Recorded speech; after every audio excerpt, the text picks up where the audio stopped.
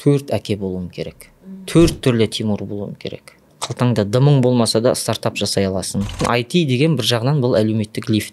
Қоғам алдындағы миссияңызды орындап жүрсіз. Мемлекет бизнеспен жағаласып тірлік етіп жатыр. Комфорт зонада мен ауа жайылып кетем. Қазақстанда визионерлер бар ма? Жалпы Қазақстанның потенциалы бар ма? Мен селф-лернермін.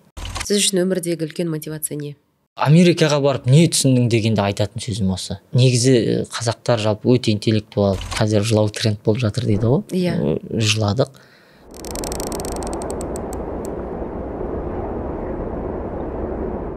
Қайырлы күн, біздің құрметті Жетпіс подкастының тыңдармандары, көрермендері, ютубтағы, Apple подкасттағы тыңдармандары. Бүгін біздің қонақта тамаша белгілі IT саласының маманы, IT саласының аналитигі және ең бастысы IT саласының ағартушысы Тимур Бектұр. Тимур, қош келдіңіз. Қош көрдім.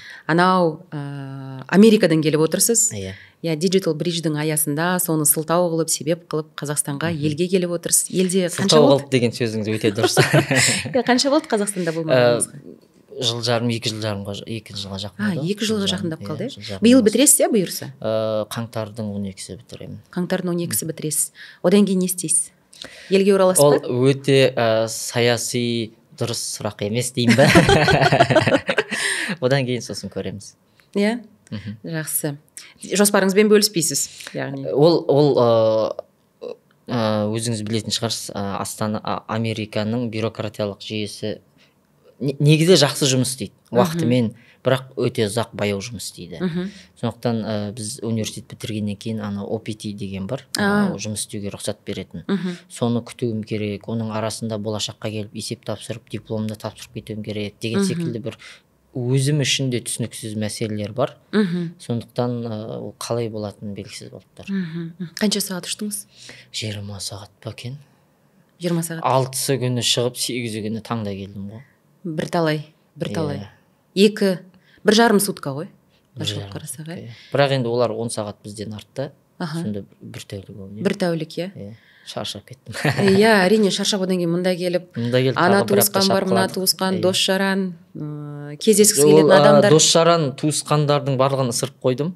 Сіздер ренжімейсіздер ғой деп, мені көріп жүрсіздер ғой деп. Сол негізінен сұхбаттар, подкасттар, журналистермен, жастармен, өзге адамдармен көбірек кездестім. Тек әке шешеме ғана кіріп шықтым. Туған бізде апа деп сөйлейміз батыста. Апамның өзі ренжіп, сонда қалай өзіңнің апаңа келмейсің деп. Тек соған ғана кіріп шықтым. Бірақ қоғам алдындағы миссияңызды орындап жүрсіз. Менің ойымша 100% орындадым деп ойлаймын. Дәл осы жолы. Қанша кездесу болды? Ой, санамадым. Күніне 2-3-тен, 4-тен. Жастармен кездесу кезінде не айттыңыз? Ең басты ой, ең басты нарратив деймі? Түн ұйқы, күн күлкі көрмей, форсированно оқу, білім алу. Өйткені біздің университеттерде де, мектептерде де жалпы білім бағдарламасы негізі программа минимум деп аталады.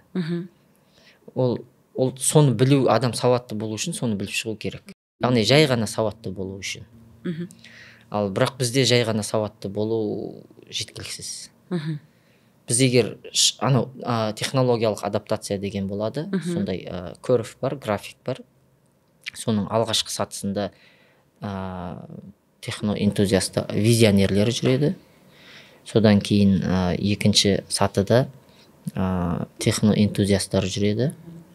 Сосын барып чазм деген болады, бір құрдым, бір екі ортада вакуум болады, пробел. Сосын барып мейнстрим жүреді. Яғни жалпы әлем сол мейнстриммен жүреді. Өзекті нәрсе дейді ғой, иә? Иә, көпшілік деген. Сосын барып slow movers деген болады. Мейнстримнің соңынан көш кетіп қалғаннан кейін барып, ой, осындай болып жатыр екен ғой деп.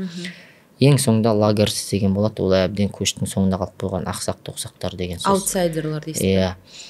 Біз үнемі сол соңында қалып қоя бере алмаймыз. Оған құқымыз жоқ. Мен орысша сөйлемеймін, бірақ орысша айтқанда не можем себе позволить.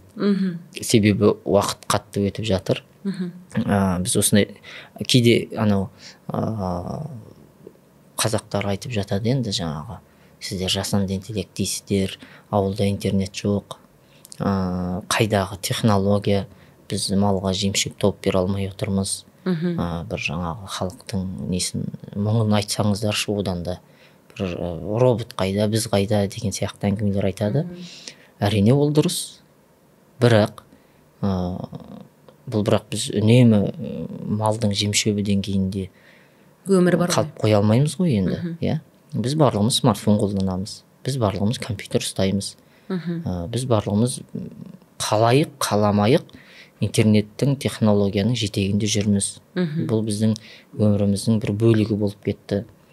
Ал енді оны неліктен қазақ игермеске? Оны тек үндіс пен Қытай, жапон мен неміс, кәріс пен ағылшын білу керек. Қазақ тек малға жемшөп салып жүре беру керек деген сөз емес қой. Жарайды, малды да бағайық, егінді де егейік, тігінді де тігейік, су шаруашылығымен де айналысайық.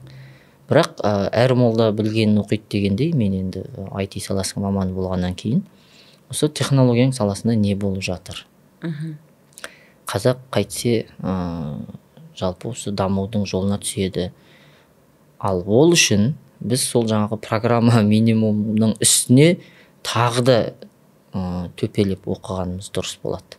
Өйткені бізге сол программа минимум ол жалпы далада қалып қоймау үшін.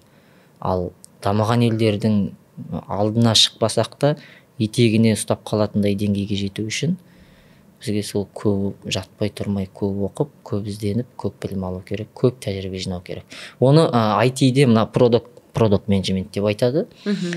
Сода бір термин бар, әсіресе стартаперлер соны қолданады. Бұл time to market дейді. Иә, time to market. Time to market. Қазақ халқы үшін time to market кеше өтіп кетті.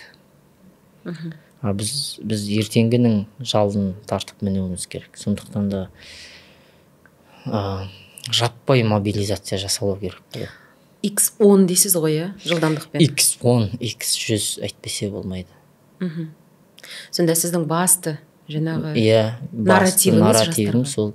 Үшін ұйықтамаңдар, күлмеңдер. Жастар не деп жатыр оны айтқанда? Енді көпшіліктен мысалға 100 адам, 200 адамнан дереу фидбек алу қиындау. Сосын енді мен де жас болдым ғой, мен де студент болдым, иә. Мен де үлкен кісілердің ақылын тыңдадым. Енді мен қазір қақсап қартайып отырған жоқпын, бірақ 18-дегі, 13-дегі балаға қарағанда 40-тағы адам ретінде бір-екі ауыз ақыл айта алатын жөнім бар деп ойлаймын. Жас бала басында ұқпайды бәрібір оны. Иә, жасына орай. Не айтып отыр? Мен онсыз да анау мектептегі 6 кітапты арқалап, үргізіп, қара зілде көке сен не айтып отырсың деп ойлау мүмкін ішінен. Сабақты 8 сабақ болады, үйге шаршап келем, әр сабақтан 3 тапсырмадан 12 тапсырма орындаймын. Одан кейін қосымшам бар, жаңағы репетиторым бар, мына жақтан ағылшынша үйреніп жатыр. Мен онсыз да тәулігіне 48 сағат оқып жатырмын деуі мүмкін. Бірақ кейін бәрібір түсінеді ол. Кейін уақыт өте, өзіңізде де ондай болған шығар. Әрине. Университетте оқыған кітаптарыңызда басында жарайды енді өзінің тәжірибесі солай шығар деп қойғаныңызбен бір 3-4 жылдан кейін негізі сол кезде осыны айтқан екен ғой деп келеді деп ойлаймын. Мына мидың алдыңғы қабатының өзі 25 жасқа дейін қалыптасады ғой. Солай. Сондықтан енді барынша қарапайым жеткізуге тырыссам да бәрібір ішіне бір күрделі тақырыптар қоюға не істедім? Мақсат ретін келтіруге тырыстым, мақсат қойдым. Өйткені жалпы ми, ұйықтап жатқан миды кейде ауыр информацияда оятады. Енді аудитория әртүрлі болады.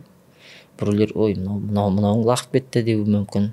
Жаңағы бояушы дегенге сақалым бояйды деп, мынау да бір айтады. Енді біз доллар емеспіз ғой, бәріне бірден айтады. Дәл солай.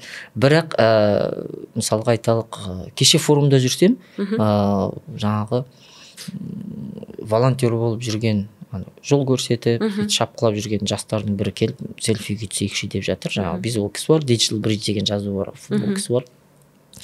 Сөйтсе ол қазақ жігіт, жас бала, сол сіздің айтқаныңызды тыңдап, сізді оқып, сізді көріп, мен IT саласына түстім дейді да. Менің ойымша мысалға инфлюенс бар, импакт бар деген сөз. Енді мыңдаған адамның ішінен сол бір адамға әйтеуір жаңағы IT насихатым жетсе, оған да қуаныштымын. Негізі сізді осы подкастқа шақырған мақсаты жастар көбірек көрсе. Бір рет қана емес, 2 рет, 3 рет, мүмкін 6 айдан кейін, мүмкін 1 жылдан кейін болса да тыңдаса деген ниет қой. Соларға сондай бір анау қалай айтса болады, сол бір импакт қалдыратындай жастарға. Иә, иншалла. Иә. Енді жалпы қазір ана тақырыптан мына тақырыпқа секіріп жатқан шығармын, бірақ дегенмен мені мынау нәрсе қызықтырады да. Сіз енді әкесіз, бала тәрбиелеп отырсыз. Кейде жаңағы әлеуметтік желіде көрсетіп қаласыз шет жағасын. Өзіңіздің балаларыңызға дегендегі тәрбиенің жаңағы амалы, тәсілі қандай? Бұл өте қиын сұрақ. IT-ға баулу.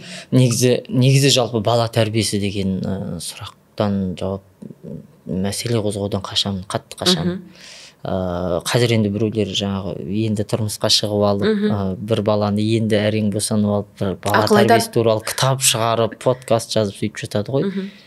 Өте күрделі тақырып бала тәрбиесі деген. Өте күрделі. Мен үнемі айтып жүремін, мәселен, Құдай көп сенбесін, 4 балам бар, 3 ұл 1 қыз. Аллаға шүкір. Сол адамда қанша бала болса, ол сонша әке болу керек екен. Мысалға менде 4 балам бар деп не үшін айтты? Негізі қазақ баланың санын айтпайды. Тұлға ғой. Иә, қазақ негізі баланың санын айтпайды. Аз болса да, көп болса да Құдайдың бергені бар дейді. Бірақ не үшін айтып отырмын? Себебі мен 4 әке болуым керек. 4 түрлі Тимур болуым керек. Өйткені біз ол әрқайсысы әртүрлі, өзіңіз айтқандай әрқайсысы тұлға, және perception деген бар, қабылдау. Иә. 4-еуі мені 4 түрлі қабылдайды. Сондықтан да мен оларға бірдей әке бола алмаймын. Мен бәрібір кенже қызымды жақсы көремін. Біріншіден кенже, екіншіден жалғыз қыз бала. Иә, оның үстіне қыз бала. Енді тұңғышым жақсы көремін, ол өйткені тұңғышым. Үшінші кенже балам жақсы көремін, ол енді ерке тұтай. Екінші балам жақсы көремін, өйткені оның логикалық несі жақсы. Мен сияқты IT маманы болғысы келеді, бағдарламашы болғысы келеді. Анау есепті өзі шығарып жүрген сол ғой, иә? Үлкені ме? Қайсысы? Үшіншісі шығар, ол бәрі жақсы есепке. Сондықтан бірақ енді 4-еуінің мінез құлқы, жалпы енді баланың мінез құлқы әр болады ғой. Мысалы бір әке бір шешеден бір-біріне ұқсамайтын балалар өмірге келеді. Кімде қандай геном ашылады дейді. Иә, сондықтан да әрине мен үлкен ұлымның сол IT саласына жақын болған қаладым. Бірақ жалпы былай бақыттадым, бірақ ол білет күлет маған. Папа, сен мен айтишник қылғың келіп жүр ғой деп. Сосын айттым, иә дедім, бірақ жоқ, олай емес дедім. Өйткені мен өзім балам түгіл, өзгенің баласына да солай ақыл беремін. Баланы қыстама, өзінің жан қалауы нені қалайды, соған қарай бұрыңыздар. Мейлі ол, мысалға кейде маған тек бір бала ғана келді, осы профориентация, мамандық таңдау, жалпы өмір жолды қалай анықтасам болады деген сұрақ бойынша бір бала ғана келді. Ол бала мен аспаз болғым келеді деді. Қатты қуандым. Енді жас баланың осы бастан мен аспаз болғым келеді деген. Енді кулинария тамаша индустрия ғой. Иә, керемет. Әсіресе Европада. Иә, ол міндетті түрде. Жалпы мен өзім анау IT-ді көп насихаттағанмен кейде басқа тақырыптарды да қозғаймын. Сонда кейде анау мен оқырмандарым жазып жатады. Сен өзіңнің жаңағы болашақ конкурентіңді жою үшін, тек қана өзің керемет білімді болып көріну үшін IT-ден қашырып жатырсың деп. Жоқ, олай емес. Мен әсіре жарнамаға қарсымын. Яғни, ой, Цукерберг, жаңағы Стив Джобс, Билл Гейтс деп жұрттың барлығын идол болып кеткен. Айдол дейді ғой. Иә, мысалға біз оқу бітірген жылдары заңгер, экономист, сосын кеден, таможник деген. енді пара алу үшін ғой. Сіздің папаңыз сізді түсіргісі келген ғой. Таможник қылғысы келген.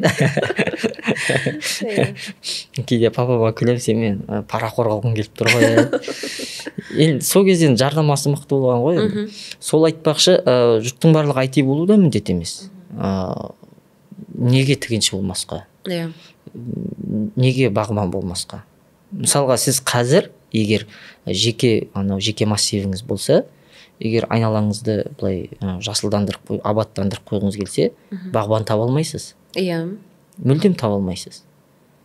Сол баяғы орыс әжелерге күніңіз түсіп қалады. Кәдімгідей 20 жастағы қазақ жігетін бағбан таба алмайсыз. Ал ол керек емес деп кім айтты?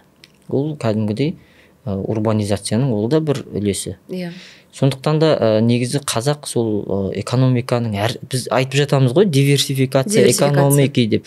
Экономиканы диверсификация жасау үшін барлығын бір шыбықпен әртүрлендіру, IT-ге қарай шапқылата беруге де болмайды. Бірақ мен сол әдейі сол әрі тартып бері тартып отырам үнемі. Дұрыс, IT болыңыздар, керемет, мықты, IT тамаша сала. Ол бір жағынан социальный лифт қой. Мысалға қалтаңда дымың болмаса да стартап жасай аласың.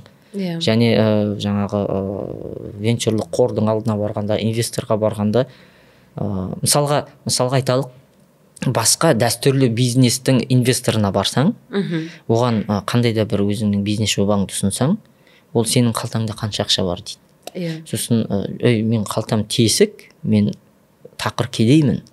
Мен енді ақша табайын деп жатсам, сен бірінші ақша тауыпты үйреніп ал.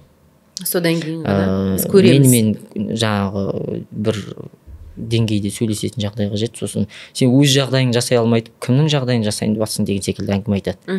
Ал IT-де олай емес. IT-де керісінше шұлығының табаны тесік, қалтасынан жел азынап тұрған, бірақ сол миымен, интеллектісімен бір стартап жасап келген баладан көбірек қайыр күтеді. Өйткені ол аш, ол бірақ жаңағы өзінің істеп тұрған жұмысын біледі, керісінше соларға ақша жұмсайды. Анау Брайан Трейсидің бір кітабында жазылады. Үлкен магнаттар бас қосқан кезде бір-бірін сұраған ғой, барлығымыз толыстық, жетістік, ақшамыз бар, билігіміз бар, ықпалымыз бар.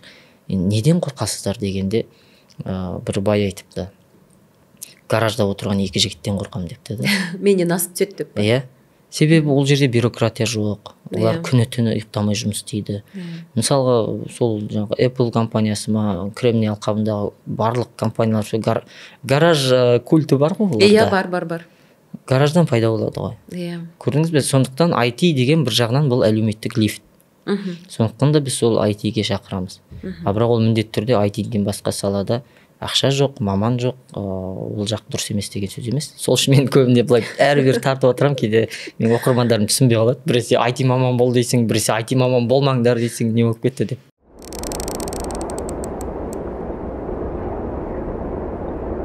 Сонымен үлкен ұлыңызға солай деймін, бірақ ол сол жаңағы кішкене басқаша несі, қабілеті басқашалау.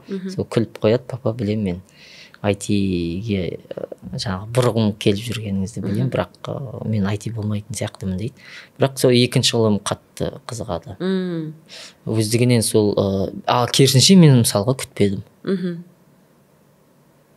Яғни тәрбие туралы айта алмаймын дегенім сол ғой. Мен неліктен екенін білмеймін, сол үлкен ұлымнан күтіппін. Ортаншы ұлымнан кез келген мамандық саласын таңдауы мүмкін, бірақ IT-ді таңдайды деп ойламадым. Ал ол мектепте бір кружок па бірдеңеге қатысқан.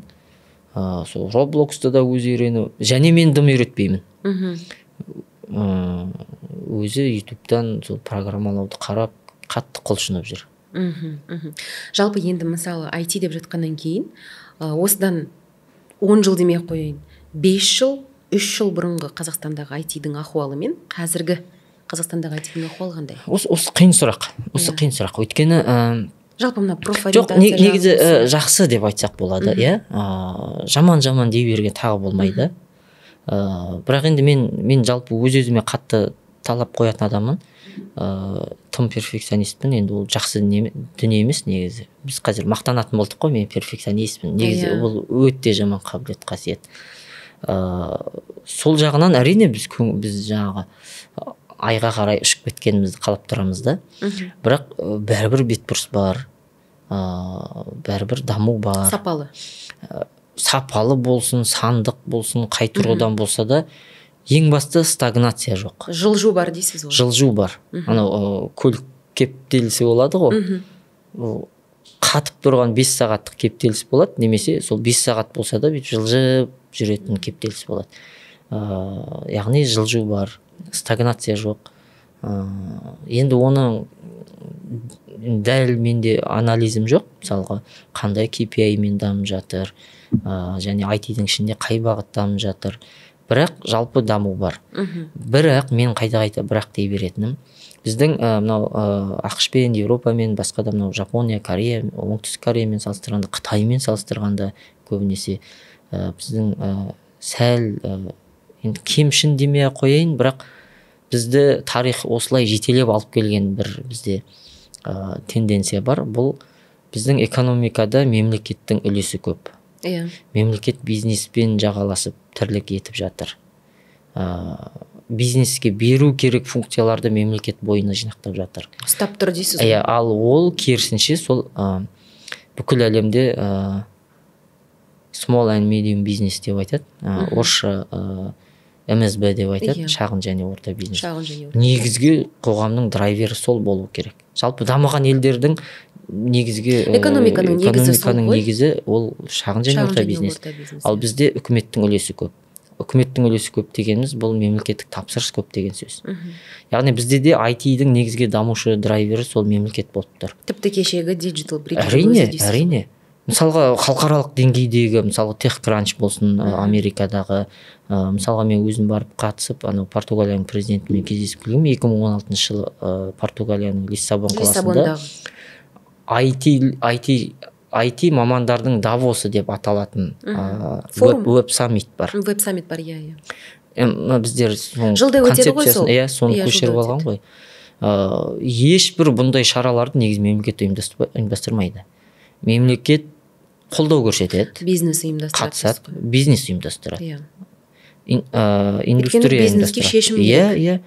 Сондықтан да бізде сол биліктің үлесі көп болғаннан кейін, мемлекеттің үлесі көп болғаннан кейін, ол бәрібір өзінің талабын қояды. Бір текті талабын қояды. Әрине. Сосын ол жерде жаңағы сүйкімділер ғана мемлекеттік тапсырысты алу иелігіне қол жетеді, иә? Ал бұл жалпы индустрияның дамуына кері әсер етеді. Ал егер нарықта болса, нарықта сүйкімді деген болмайды. Кімнің өнімі сапалы, бағасы соған сәйкес келеді, кім жақсы қызмет етеді, нарықта сол жеңеді. Кім жақсы шешім беріп. Ал мемлекеттік тапсырыста оның маркетингтің заңдары сәл кішкене жүрмей қалады. Ыңғайлы болу керек дейсіз. Сондықтан да бізде IT-дің дамуы көбінесе бір рычагпен дейміз бе, басқарумен, сонымен дамып келе жатыр, бірақ сондай ендігі сол біздің даму сатымыз ретінде сол менің өзім жеке қалауым, сол мемлекетке бағыныштылықтан ажырайтын бір күнге жетсек деген ойдамын. Бірақ енді олай болмайды бәрібір. Өйткені біз мұнай мемлекетіміз, бізге ақша сол ұлттық қорға түседі, республикалық бюджет бар, біздің білім саламызда, медицинамызда, тіпті ауыл шаруашылықтың өзі де үлкен субсидиямен отырады. Жалпы біздің экономикамызда мемлекеттің үлесі өте көп. Иә, келісемін ол жағынан. Жалпы сіз өзіңіздің осыдан 2 жыл бұрын 4 жыл бұрын TEDx семейде сөз сөйледіңіз. Сонда сіз мына адамның өзіне инвестиция жасау туралы айттыңыз. Қазір инвестиция туралы айтып жатырмыз ғой. Жалпы негізі әлі сол ұстанымдасыз ба? Мәселен, тек қана адам өз-өзіне инвестиция жасау, ол тек қана білім алу ғана емес дегенсіз. Әрине. Ол жаңағы Әл-Фарабидің сөзі деп айтады ғой. Тәрбиесіз берілген білім. Не дейді? Білмедім. Надандық демей ме?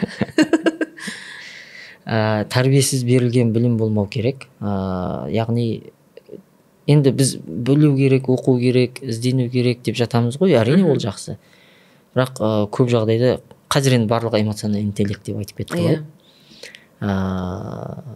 EQ деп. Иә, сол сияқты социализация,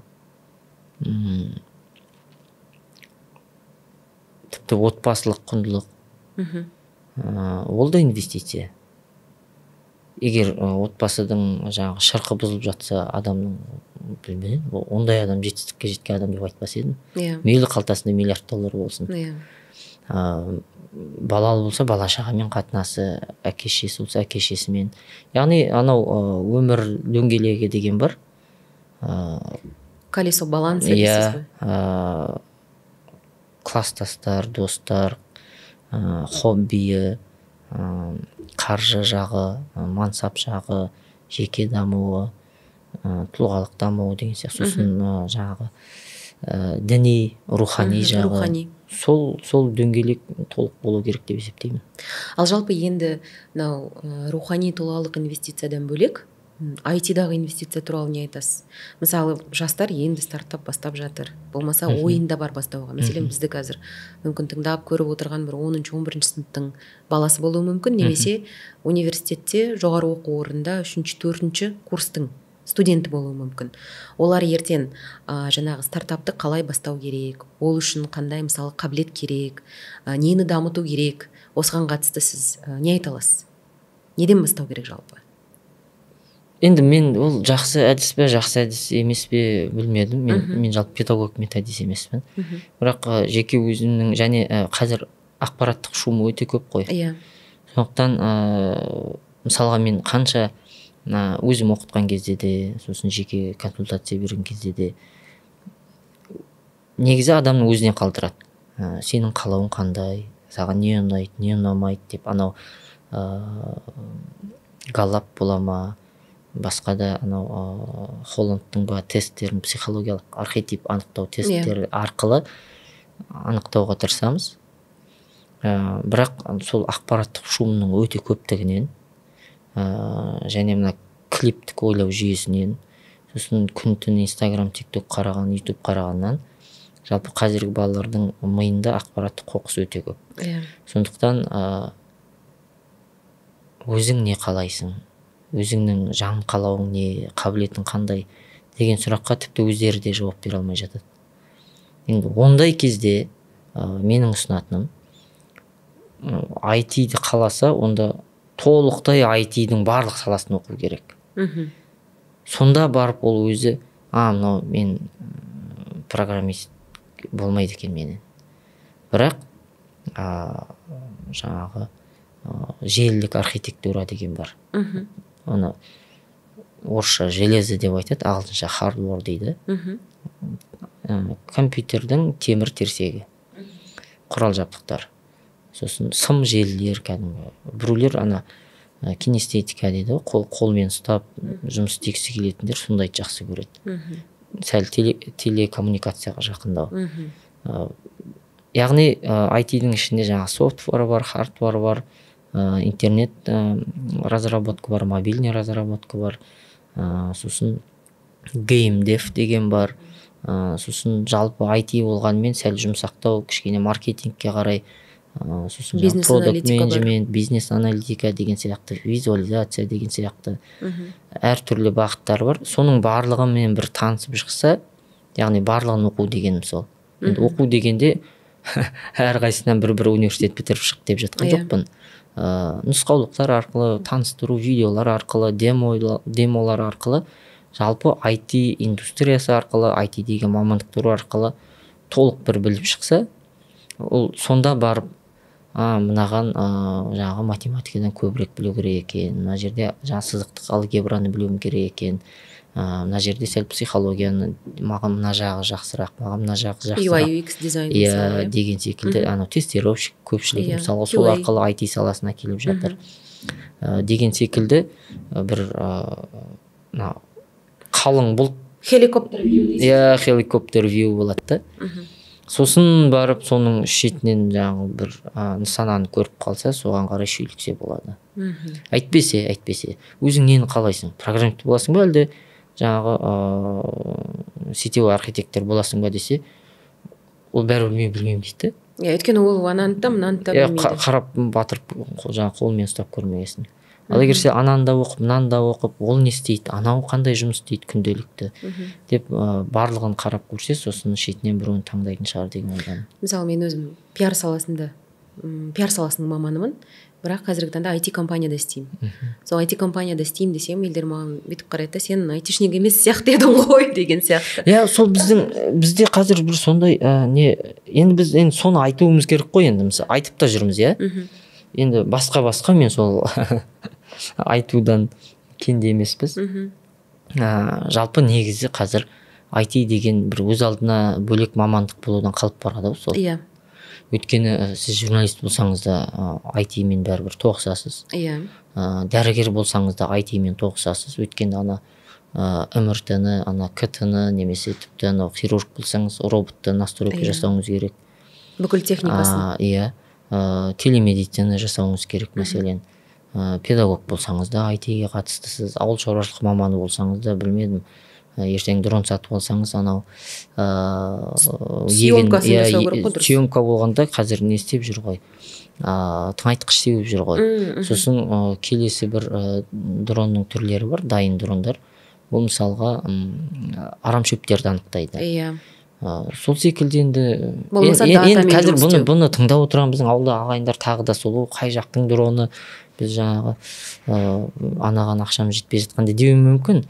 Бірақ заман өзінің дегенін жасатады. Мәселен 1925 жылы ма екен, қателеспесем, шыққан жастармен әңгіме деген Смағұл Садуақасов па екен, Алаш қайраткері. Сол кісінің жастармен әңгіме деген кітабы бар. Орынбордан шыққан, қателеспесем, 1925. Сол кезде айтады,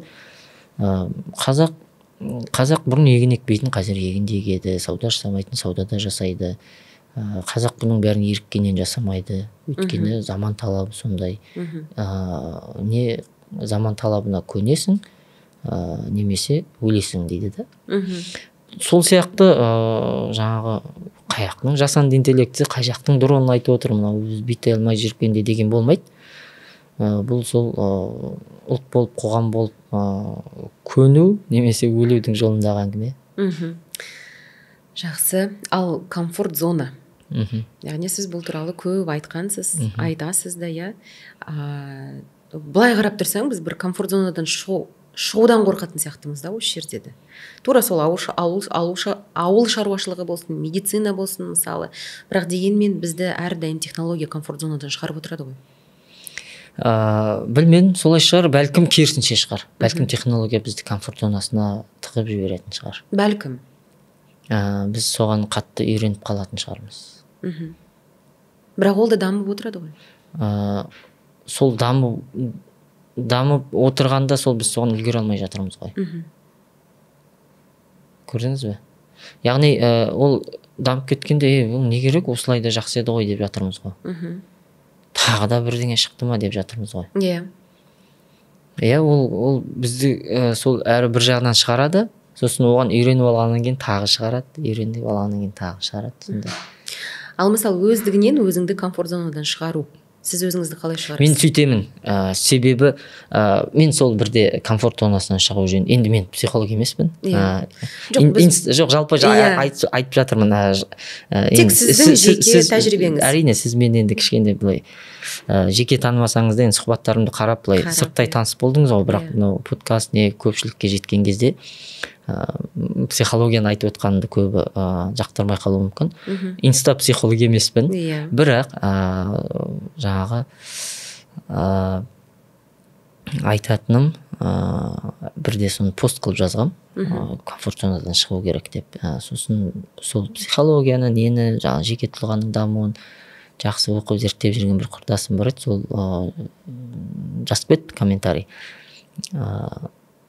Дұрыс емес жолға салып жатсың, адамдар керісінше комфорт зонада рахаттанып өмір сүру керек қой деп. Енді әркімнің ұстанымы әртүрлі. Бірақ мен өзім сол комфорт зонадан шыққанды жақсы көремін. Өйткені комфорт зонада мен ауа жайылып кетемін. Соны анық байқадым. Мысалға Атыраудан Ақтауға көштім, Ақтаудан мен балаларым бір жыл анда, бір жыл мында, бір жыл мында оқиды. Былтыр айтады екен. Оларды да қоса комфорт зонадан шығарасыз ба? Үнемі олар да стресс шокта жүреді. Сосын енді қазір ақштамыз. Енді оған үйреніп алдық. Яғни ал кәдімгідей ауа жайылып кетемін. Комфорт зонаға кіріп кетсем. Басында күшті болады, күшті тонуспен жақсы, сосын рахат-ай деп. Бірақ 2-3 жылдан кейін анық сезем, ауа жайылып дым істемей, сол бір жерде тұрып қалғандай болып. Сондықтан мен үнемі өзімді комфорт зонадан шығарып отыруға тырысамын. Яғни сіз бірден сезесіз комфорт зонасына түскеніңізді? Сезем, себебі ауа жайылып кетемін ғой. Жалқауланып кетемін, аубастанып кетемін, ештеңе істемей бастаймын. Адамдармен кездеспей қаламын деген сияқты. Яғни кино көріп. В общем, қазір жастар тыңдап отырса, егер олар жалқаулана бастаса, ол да демек бір комфорт зонаның ішінде жүрген ғой. Ол кері кету ғой енді. Кері кету, иә. Вот біз адам жалпы комфорт зона деген рахат қой негізі. Негізі рахат. Егер шарфаң бітіп тұрса, негізі рахат. Бірақ енді менің жауапкершілігім бар ғой, жаңағы отбасым бар. Ол маған рахат болғанмен, бәлкім маған ертең бірдеңе бола қалса, олардың бір, білмедім, бір қоры, үйі, баратын жері, жаңағы шатыры болу керек деп ойлаймын. Сондықтан сол үшін жұмыс істеу керек. Сіз үшін өмірдегі үлкен мотивация не? Қиын сұрақ, білмедім. Менің ойымша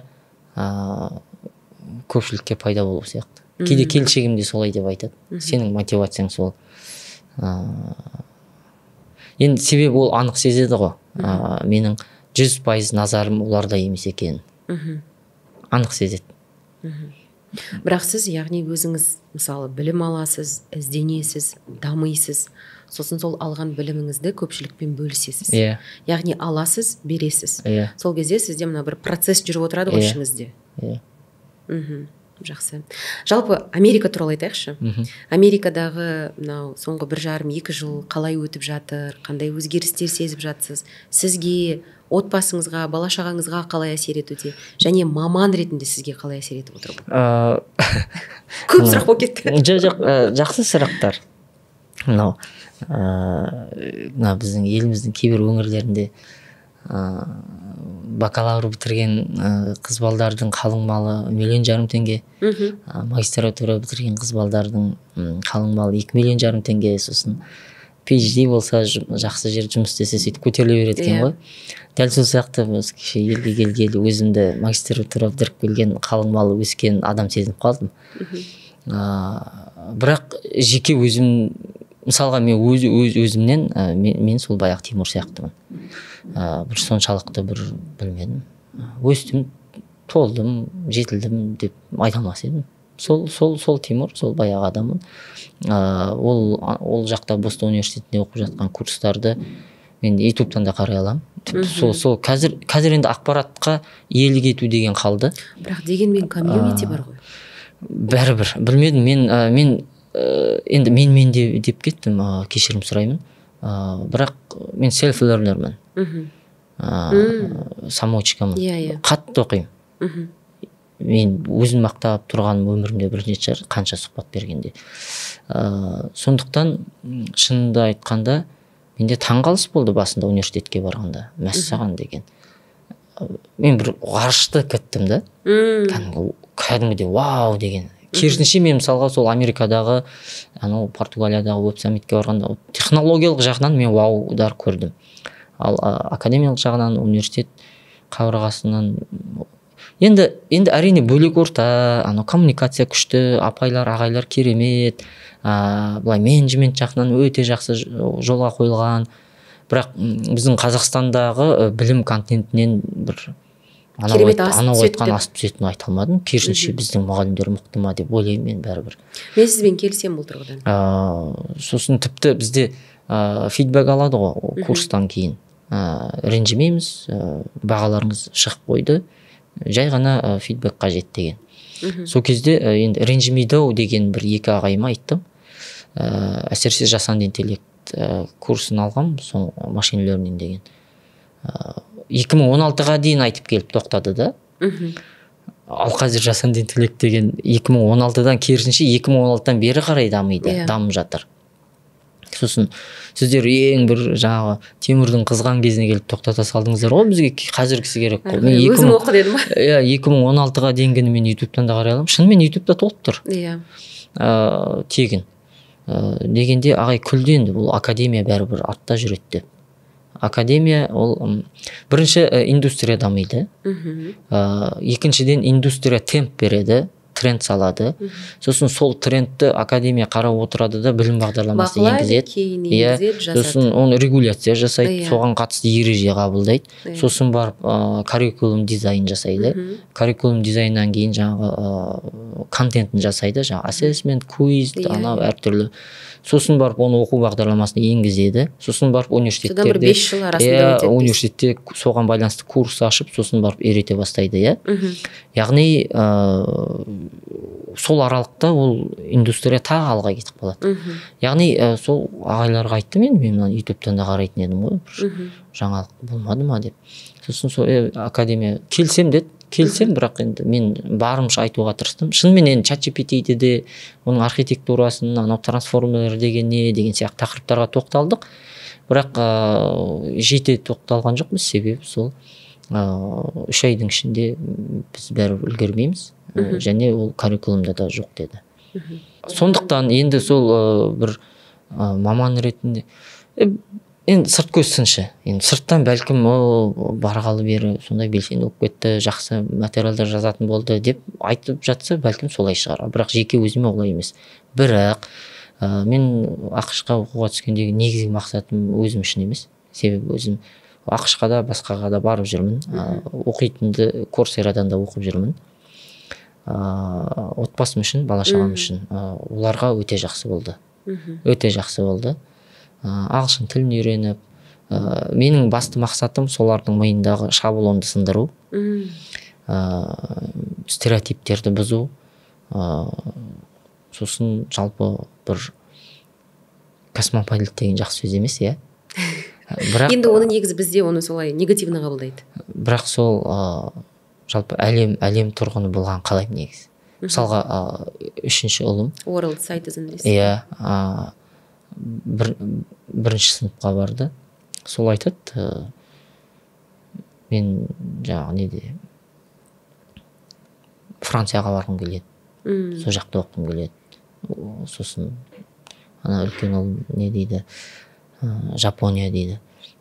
Мысалға біздің кезімізде бала әкемізге біз сөйтіп айтсақ, не айтып отырсың деуі мүмкін. Мен ешқандай жаңағы көрерміз балам деп емес, балам барасың, барамыз, оқимыз деп жауап бердім да. Өйткені сол жаңағы мидағы шаблондары бұзылып, ашылып, үйреніп, сосын ол жерде мексикалықтар, бразилдар, португалдар, америкалықтар сірә бар, сосын Қытайы бар, кәрісі бар, араласып өмір сүреді, мультикультура. Сосын қазір мысалға өткенде жаңағы футбол ойнайды. Сосын екі үлкен ұлымның аяғы бірдей өлшемі. Сол футбол ойнағанда біреуінің несі жыртылып қалған екен. Кроссовканың несі. Бау емес, алдың жағы қақырап кеткен. Сосын ол келесі күні сабаққа беру керек. Мынау кешке болған оқиға. Екеуінің кроссовкасы бірдей, бірақ біреуінікі қара, біреуінікі көк пе, қазір ұмытып отырмын сондай. Келесі күні сабаққа баратын кезде інісінің кроссовкасының оң жағын, өзінің сол жағын киіп кеткен да. Яғни мысалы Қазақстанда олай ешқашан жасамас еді ол. Жұрттың баласына жауап бермей, менің балам егер Қазақстанда тұрса, және оны мен айтсам, ана оң аяққа мынаны сол аяқ қойса, папа біріншіден түсі екі түрлі. Жұрт күледі. Бала болмайды ғой дер еді. Мен оны айтқан жоқпын. Ол өзі, ода тұрған ештеңе жоқ деп өзі киіп кетті да, түс қайта келді. Балам, не істеп жүрсің, осындай прикол шықты ма десем айтады. Жоқ, анау кеше футбол ойнап жүргенде жырылып қалды. Кейін салды дейді. Яғни қараңызшы, оған қоғамда күлмейді. Оған өзіне де ол норма, екі түрлі нәски кию, екі түрлі аяқ киім кию. Бұның барлығы сол стереотиптер бұзылып жатыр деген сөз. Менің ойымша осының өзі өте үлкен прогресс. Яғни өзін өзі болмайтын нәрседе шектеуден шыққандары мен үшін жақсы процесс. Одан кейін кішкене ашылып, қазақ екендерін мақтан тұтып, патриоттық сезім. себебі анау домбыра тартады, классқа апарып жаңағы адай күйін жаңағы ерке сылқымды тартып, оған бәрі таң қалады. оқушылар жаңағы шапқалақтап билеп жүр, класстастары, апайлары мақтап, ой қандай керемет инструмент, енді домбыраны өмірінде бірінші рет көріп тұр. Соған жаңағы мақтаныш, ұлттық мақтаныш не іздеп, жаңағы кернеп, сөйтіп соған мәз болып жүрміз.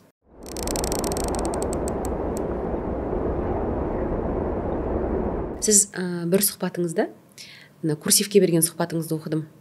Мамырда ма, Жадыраға беріпсіз сұхбат. Я Жадыраны жақсы білем. Сол жерде айтасыз, жаңағы технология дамып жатса, ол адамдардың дамуы дегенмен пара-пар емес. Осы туралы өзіңіздің ойыңызды ары қарата тарқатып жіберіңізші. Ол технологияның таралуы пропорциямен жүрмейді бәрібір. Мәселен, сол қазір манадан бері айтып отырмын ғой, сөзімнің арасында. Яғни біз жасанды интеллект, робот осылай болып жатыр десек, ауылдағы ағайындар, балам сен қоя салшы дейді да. Енді үлкен кісілер де бар, кейде ашуланып кететін болса керек, енді оларды да түсінемін, кінәлап жатқаным жоқ. Пирамида Маслоу дәл солай. Яғни балам сен қай жақтың жасанды интеллектісін айтып отырсың, біз ана күнделікке кіру үшін таудың басына шығып интернетті әрең тауып отырғанда дегендер де бар да. Бірінші жаңағы интернетті жөндеп алсаңдаршы деп. Бірақ бірінші бүйтіп алсаңдаршы деген болмайды қазір. Біріншіні де, екіншіде, үшіншінде, оныншында бәрін қазір жасау керек. Өйткені біз қашан интернет жөндеп аламыз деп жүргенде жасанды интеллекттің қазіргі этапынан да қалып қоямыз да. Мысалға біз қазір автомобиль шығармаймыз ғой. Өйткені ол этаптан қалып қойдық. Біз қазір смартфон шығармаймыз. Өйткені біз ол этаптан қалып қойдық. Жасанды интеллект бұл дәл қазір дамып жатыр барлық жерде. Яғни ол кемшілігімен, қателігімен жұрт қабылдап жатыр. Егер бізде бір нәрсе жасап үлгерсек, бізде де кемшілік, қателік болады, және оны жұрт қабылдайды. Бірақ 3-4 жылдықта олар сол қателік, кемшіліктерін жөндеп алып, экспоненциалды түрде дамыған кезде, біз енді бастаса қателік, кемшіліктерді ешкім көтермейді. Мысалға сіз қазір бір қисық-мисық қолдан жасалған көлік мінген жақсы көресіз бе? Мерседес, BMW, тағы да заманауи көлікпен жүрген. Әрине сапаға қарайсыз. Әрине. Және екеуі бағасы бірдей болып тұрса. Себебі ана отандық көлік сізге, бұл отандық көлік, біз оны қиналып әрең жинадық, сондықтан қымбат, қолмен жиналған, ано конвейерден шыққан. Мысалы екеуі де 20 миллион, көбірек қой. Әрине. Себебі бұл 40 жыл, 50 жыл, 60 жыл бойы дамыған. Сол сияқты жасанды интеллектте де сондай да. Сондықтан да бірінші интернет тартып алайық, бірінші бүйтіп алайық, бірінші сөйтіп алайық, сосын барып ананы жасармыз деген болмайды. Барлығын да жасау керек. Енді технологияның дамуы деген бұл адам дамуы емес дегеніміз. Технология негізі тұр, жалпы білімге қазір ешкім ел кетпейді. Ол демократияланды. Технология негізі Марсқа жете қояр болмаған шығар, бірақ айға жетердей болған анық, жақында Үндістан ғарышкерлер, ғарыш миссиясы айға қонды. Бірақ Үндістанда рикшамен жүргендер бар ғой. Әрине. Солай емес па? Әрине. Тіпті ең кедей мемлекеттердің бірі. Бірақ сол рикша болып жүргендер қуанды деп білем мен. Біздің ел айға қонды деп. Ал келесі бір үндіс азаматы айда нең бар, бізге жаңағы жер нан суыңды таратып үлгерсейші деп бәлкім үкіметіне кіжінген шығар. Көрдіңіз бе? Яғни технологияның дамуы деген міндетті түрде адам дамуы емес. Екіншіден технологияны сатып алуға болады бірден. Мысалға адам iPhone 15 шықты кеше, ол бұрын iPhone 14 пен жүретін еді. iPhone 15 сатып алды. Яғни ол технологиялық дамыды. Бірақ ол iPhone 14 2022-де шықса, 2023-де iPhone 15 шығып тұрса, ол адам 2022-ге қарағанда мәдени толыса түсті ме? Психологиялық тұрғыдан толыса түсті ме? Ағайын тумасын жақсартты ма? Өзінің дамуы қай сатыда? Мәселе сода ғой, көрдіңіз бе? Яғни біз iPhone-ның келесі версияларын, MacBook-тың келесі версияларын, BMW, Mercedes-тің келесі версияларын сатып ала береміз. жаңағы напичканный дейді ғой орысша айтқанда, өзімізше керемет барлық нені сатып алып Дубайда демала беруіміз мүмкін. Бірақ соған сай біз адами дамып жатырмыз ба, мысалы? Мен айтқаным сол еді да. Рухани білім тұрғысынан. Әрине. Ал негізі осы технологияның барлығы сол жалпы мәдени не дамумен ұштасқан дұрыс болады. Өйткені біз адами дамудан бұрын технологиялық дамуға түсіп кетсек, бір материалдық қоғам негізі содан пайда болады. Мәселен, көліктің бампері бар ғой? Иә. Негізі ол бамп деген сөзден шыққан. Бампер деген. Ал бамп деген ол соғу деген сөз да, дүңк еткізіп. Яғни содан қорғайды. Ол негізі сол соғуға арналған ол. Иә, соғуға арналған ғой. Иә. Оны анау расходный материал дейді, оны алып тастап қайтып салады. Иә. Бізде сол анау адами дамудан жаңағы технология даму қатты кетіп қалған соң бір қазір көлігіңіздің бамперін соғып сырып кетсе күллі проблема. Сол үшін бүкіл ана мәңгілік елдің бойын тоқтатып қойып төбелесіп, сонда бар болғаны бір кішкентай ғана тыртық түскен немесе сәл сызып кеткен, оны қайтып сырлай тастауға да болады. Ол бампер да ол. Көліктің денесін анау есігін майыстырып кетсе түсінемін. Бірақ бампер ол бампер. Бізде сол бампер үшін де айқай болып жатады. Адами даму деп соны айтады. Яғни адам сондай деңгейде даму керек те, ол бампер ғой деген сияқты. Бізде бір сондай бір қызық оқиға болған. 2013 жылы Еуропаның бір мемлекетінде жүргенбіз. Сонда жаңағы таулы аймақта қыста содан үлкен пробка, кәдімгідей пробка ана жерде түсіп жатқан кезінде ақырын түседі ғой бәрі. Техникалық жағынан жаңағы бүкіл безопасностьті сақтау үшін, иә.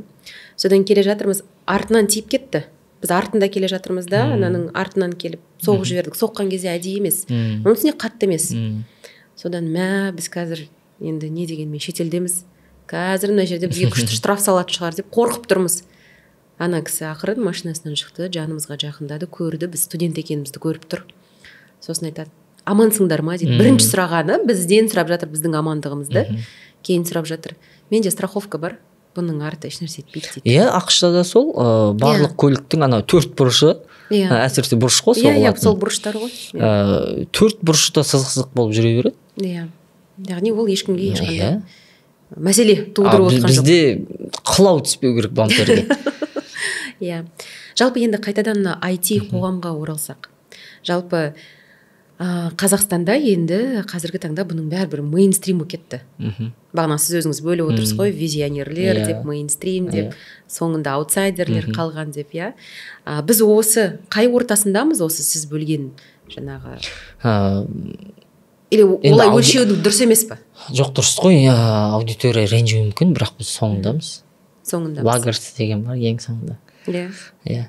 Себебі анау технологиялық керісінше мотивация болатын шығар. Ренжімеңіздер енді. Жоқ, өткенде бір үлкен кісі жазып кетті. Келіп алып, қазақтар дамымай қалған деп, қазақтарды сөге бермеңіздерші деп жазып кетті да. Сондықтан құрметті аудитория, кешірім сұраймын. Сөгіп жатқан жоқпын. Сол жаңа сіз Зарина айтқандай қамшылап жатырмын, немесе жай ғана факты деп қабылдаңыздар. Мәселен софт кюм екен, сондай бір аналитикалық орталықтың, кейін шығарармын немесе сізге жіберермін, осы подкасттың астына сілтеме алып қойсаңыз болады. Яғни сөзіме дәйек болсын. Осы технологиялық адаптация бойынша жаңағы технологиялық құралдардың сатыларын жазып шыққан. Мысалы, сонымен қарайтын болсақ та, біз 2018-2020 жылы трендте болған, яғни жаңағы тех энтузиасттар, визионерлер, мейнстрим болған технологияларды біз 2023 жылы біз вау, жаңа технология деп оқытып жатырмыз да. Әсіресе бағдарламалау тілдерін. Олар қазір қолданып жатқан технология бізге әлі келген жоқ, онда оны оқытатын маман да жоқ. Және ол технологияда жасалатын құрал жабдықтар жоқ бізде. Ол енді мейнстриммен бірге бір келесі жыл, алдыңғы жылдар, одан кейінгі жылдар жетіп қалуы мүмкін. Ол уақытта техноэнтузиастар мен визионерлер тағы бір технологияның түрін шығарады. Сөйтіп анау теңіздің толқын сияқты қалқып келіп тұрады. Сондықтан да біз соңындамыз. Яғни қалай бар солай айтып отырмыз ғой. Иә. Ал жалпы жаңағы визионерлер деген кезде бізде Қазақстанда визионерлер бар ма? Жалпы Қазақстанның потенциалы бар ма? Қазақстан потенциалы өте мықты. Қазақтар енді Америкаға барып не түсіндің дегенде айтатын сөзім осы. Бұл ешқандай пафос емес. Жай бір анау аудиторияға популизм жасап отқан жоқпын, бірақ анық көзім жетті. Жалпы қазақтың потенциалы өте мықты екен негізі. Мен ойладым, ана жаққа барғанда, ақшта болғанда, қазақтың жалқауы бар ғой, кәдімгі дым істемейтін, әке шешесінің мойнына мініп алған, пенсияға ұялмай өмір сүріп отқан. Солардың өзі америкалық жалқаулардың алдында 10 есе пысық-ау деп ойладым мен. Негізі қазақтар жалпы өте интеллектуал, тез адаптация жасалатын, тілді тез үйренетін, алғыр, білмейтін затын ашып жіберіп, мысалға жолда тұрып қалса, білмесе де әйтеуір капотын ашып көлігінің артына түсіп, білмесе де сөйтіп отырып, менде бірдеңе біледі екенмін ғой деп өз-өзіне ырза болып қойып, жаңағы қайттан жүре береді ғой біздің қазақтар. Ал ақшта мысалға өткенде бір айтишник жазып жатыр, фрилансер екен, үйге барып жаңағы әртүрлі техникалар жөндейді. Сол бұл менің өмірімдегі ең жылдам мәселені жылдам шешілген кейс болды дейді. Сағатына $35 алады екен. Енді бір күн барып интернетін жасап береді, компьютерін ұңдап береді, принтерін жалғап береді деген сияқты. Кәдімгі қарапайым IT шаруаны жасайтын фрилансер. Сол бір интернетім жоқ деп үйіне шақырған, бір америкалық. Сосын барса интернет жоқ дейді. Сосын жарайды енді деп, енді кез келген нәрсе істен шыққанда бір алғашқы диагностика болады. Жаңағы қосу, сөндіру, жаңа тоқтарын қарау, орында тұр ма жоқ па. Сол базалық диагностикасын өткеннен кейін барып күрделісіне өтеді. Шынымен мүмкін жаңағы телекомнан шығар, білмедім, жаңағы оптоволокно бір жерде үзіліп кетті ма, модем бұзылып қалды ма деген секілді.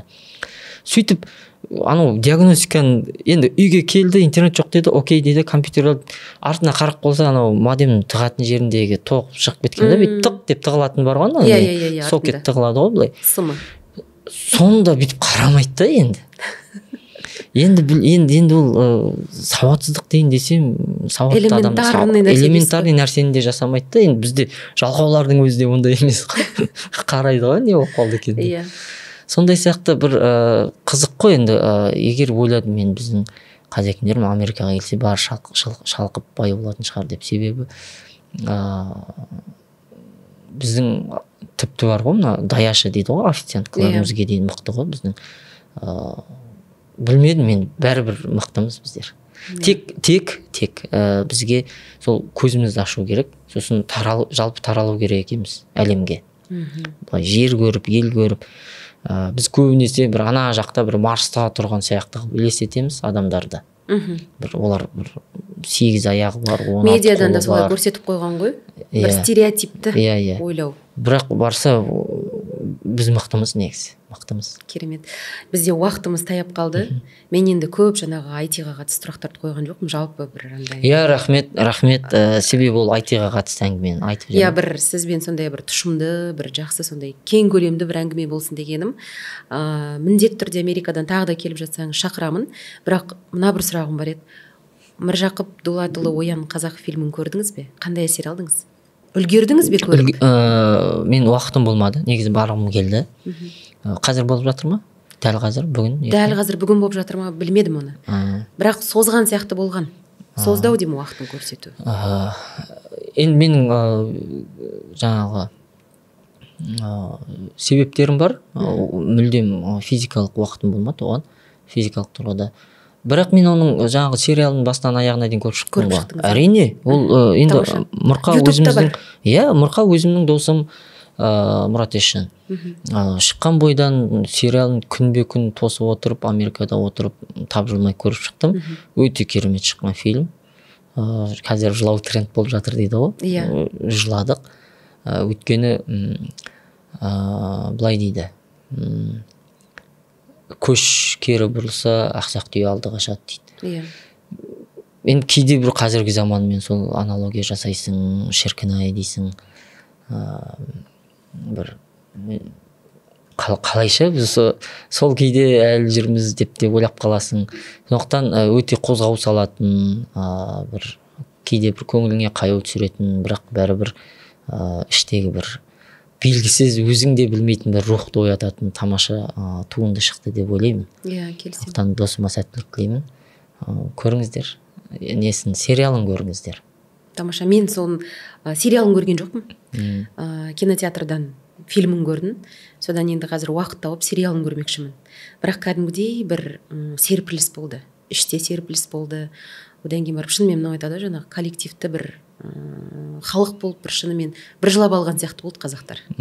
Тарихына бір бет бұрып қарап. Енді сол барлығы тек сол бір жылаумен ғана шектелмей, сосын кәдімгідей кітаптан барып, мысалға Тұрсын Жұртбай көкеміздің кітаптары бар. Алашқа. Сол кітаптарды, басқа да материалдарды ізденіп ары қарай оқи берсе, ол жылаудан бір берекет болар еді. Деп ойлаймын енді. Жақсы. Рахмет, келгеніңізге рахмет, уақытыңызға рахмет. Келесі амандықта жүздескенше. Сәттілік.